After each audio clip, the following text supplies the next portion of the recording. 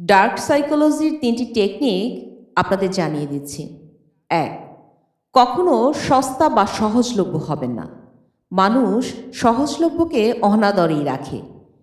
নিজেকে মাঝে মধ্যেই অ্যাক্সেস থেকে দূরে রাখুন।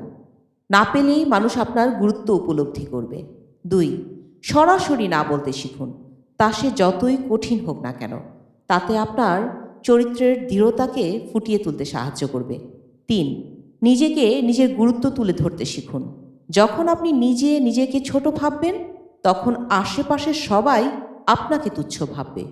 নিজের স্টাইল, কথা বলা বা ফিজিক্যাল ল্যাঙ্গুয়েজ বা অ্যাপিয়ারেন্স সোশ্যাল মিডিয়ায় এমনভাবে দেখান যাতে সবাই দেখে বুঝতে পারে আপনি নিজের মূল্য নিজেই ভালো দিতে জানেন।